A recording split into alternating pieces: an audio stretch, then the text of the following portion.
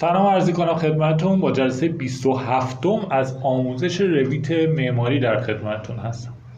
توی این جلسه قراره یاد بدیم که وقتی یک تغییراتی رو توی یک فامیلی ایجاد میکنیم، چه زمانی فامیلی ما ریست میشه به حالت اولیه‌ای که در ابتدا تعریفش کردیم، چه زمانی ریست نمیشه و حالت خودش رو حفظ کنه، که خب این توضیح و کاملترش رو توی ویدیو میبینید.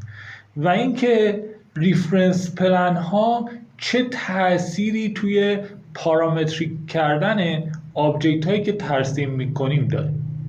اما قبل از اینکه بخوایم شروع کنیم مبحث رو، طبق معمول ازتون خواهشمندم که اگر ویدیو ما رو در یوتیوب تماشا میکنید کانال رو سابسکرایب بفرمایید و ویدیو رو لایک کنید، و اگر ویدیوهای ما رو در آپارات تماشا میکنید کانال رو دنبال کنید و ویدیوها رو لایک بفرمایید. خب ممنونم ازتون و آغازی کنیم این جلسه. طبق معمول من پاورپوینت هم رو بازی کنم. دور آموزش رویت معماری جلسه 27 ریست فامیلی ها و کاربرد ریفرنس پلن ها در پارامتریک کردن آبجکت ها. خب میخوایم یه پیغامی رو که ظاهر میشه توی محیطمون رو بهتون توضیح بدیم. پیغام چیه؟ اگه یه فامیلی توی یه محیطی بسته بود، فقط تو پروژه داشتیم، چطوری اون فامیلی رو بریم تو محیط فامیلی قرار بگیریم، اونو باز کنیم؟ اگه بخوایم روی یک قسمت از یک فامیلی یک آبجکتی رو اضافه کنیم، چطور این کار رو میکنیم؟ و رفرنس پلن ها چه تأثیری توی پارامتریک کردن آبجکت هامون داره؟ خب در ابتدا بریم که ببینیم با هم وقتی یک فامیلی رو داریم میخوایم تغییراتی توش ایجاد کنیم چه اتفاقی میفته. خب یادتونه توی جلسه گذشته من یک میزی رو ترسیم کردم. این میز پارامتریک بود و بهتون توضیح دادم چطوری این تغییرات رو توش ایجاد کنیم و چطوری پارامتریکش کنیم. خب فرض کنیم ما محیط فامیلی این رو نداریم. من این رو هم نو میزنم به این شکل و الان فقط محیط پروژه بود. اگر این میز رو من انتخابش کنم، با زدن ادیت فامیلی میتونم وارد فامیلی اون بشم. درست شد؟ و اینجا من محیط فامیلیش رو دارم و میتونم حالا دوباره بیام و اون تغییراتی که دوست دارم رو توش اعمال کنم. خب یکی از آبجکت های مهمی که اینجا برای من وجود داره اینه که من اینجا مثلا میخوام بیام روی این میز یه تغییری رو ایجاد کنم. میخوام روی میز مثلا استوانه رو بکشم. برای اینکه روی این میز استوانه رو بتونم بکشم باید ست کاریمو بذارم رو پیک پلن، اوکی کنم و اینجا این پلن رو، یعنی خود صفحه میز رو به عنوان پلن کاریم انتخاب کنم. بعد از اون میتونم از طریق اکستروژن بیام و روی میز چیزی رو ترسیم کنم. مثلا یک استوانه رو من ترسیم کنم. بعد از اینکه این حرکت رو زدم باید لودش کنم توی پروژه. دو سوال از من میپرسه، دو پیغام به من میده. میگه یه میزی الان درست کردی، میتونی حتی مشخصاتش رو دست زده باشی یا دست نزده باشی. میگه این مشخصاتش الان دست خورده است دیگه، من فقط بیام این استوانه ها رو بذارم روش یا کل مشخصات رو برگردم به همون چیز اولیه‌ای که تو فامیلی تو تعریف کرده بودی، اون میز اولیت، و بعد استوانه رو بذارم روش. من میگم نه، اولین حالت رو اول میخوایم با هم ببینیم. میگم استوانه رو بذار روش. یه استوانه رو آورد گذاشت روی این میز. حالا برمیگم تو محیط فامیلی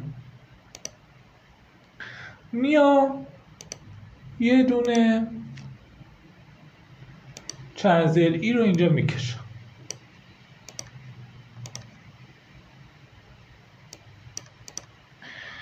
یه لودینگ پراجکتی کنم، دوباره همون سوال بسه آقا برگردونم یا رو همین اضافهش کنم. این دفعه میگم برگردون، میزو قشنگ نیا کن، من میخوام دومی رو کلیک کنم، قشنگ چشت نمیز باشه.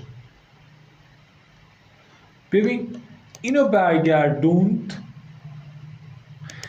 و ابعاد میز رو هم به حالتی که اولیش بوده گذاشته. حالا شاید شما بگید این 2500 ابعاد فامیلی ما مثلا نیست دیگه، مثلا میخوایم تغییرش بدیم. میخوام اینو بذارید من تغییرش بدم. ببینید مثلا عرض میز من هست، مثلا اینو تغییرش نمیدم 2000. اما عرض میز من کم شد ولی آیتم ها روش هست. میخوام ببینید که عرض میزه که شده 2500 و طول میزه که مثلا میشه 3 متر، طول میزه هم شده 3 متر. وقتی که من بیام تو محیط فامیلی یک آبجکتی رو روی این میز اضافه کنم،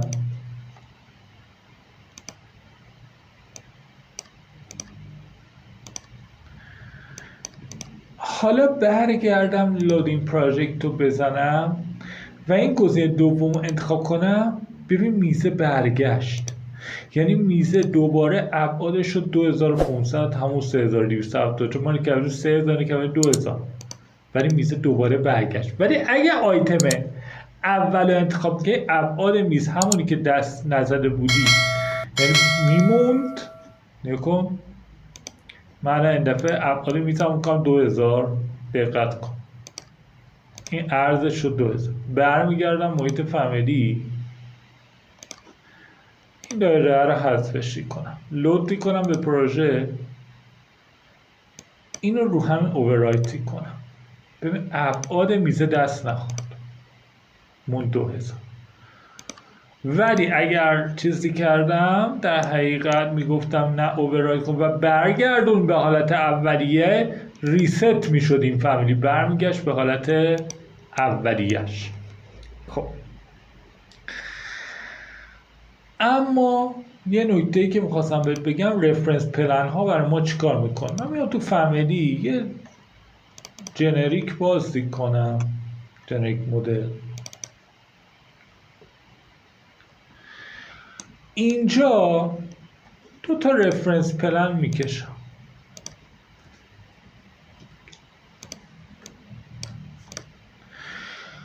اینا نسبت به هم یه اندازه گذاری میکنم، یه فاصله ای دارن، درسته؟ این فاصله ها رو یه اسمی بهش میدم،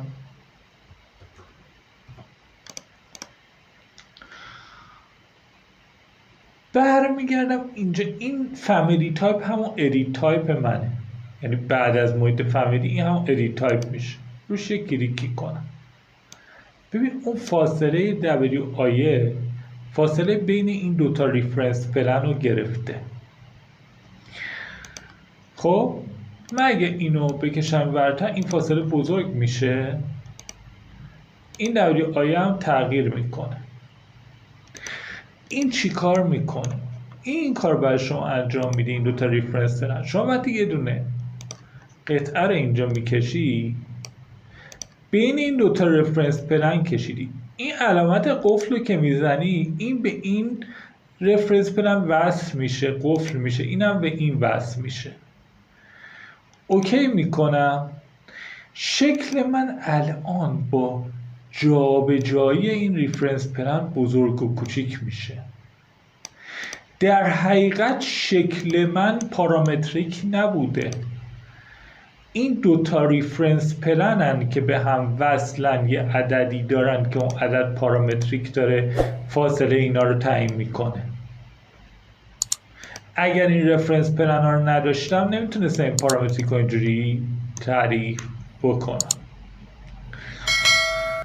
خب پس این هم یکی از دلایلی بود که من باید ریفرنس پلن رو به شما توضیح میدادم. خب ریست فکتوریو یاد گرفتی تو فامیلی، رفرنس پلن رو هم متوجه شدی و دیدی که اگه توی فامیلی تغییر ایجاد کنی بخوای لود کنی دوباره توی پروژه، از شما 2 سوال میپرسه و یاد گرفتی اگر محیطت بسته بود، همه فامیلیاتو بسته بودی، خواستی برگردی روی یه فامیلیت توی پروژهت، خیلی راحت انتخابش کن، اینجا ادیت فامیلی رو میزنی، یا نه انتخابش کن روش دبل کلیک کن، میاد خودش تو محیط فامیلی قرار میگیره. خب امیدوارم استفاده کافی رو از این جلسه برده باشید. اگر سوالی چیزی از پایین این صفحه برای من کامنت بذارید، حتما جواب سوالاتون رو میدم و خواهشمندم که لایک و سابسکرایب هم یادتون نره. تا جلسه آتی شما رو به خدای بزرگ میسپارم. خدا نگهدار.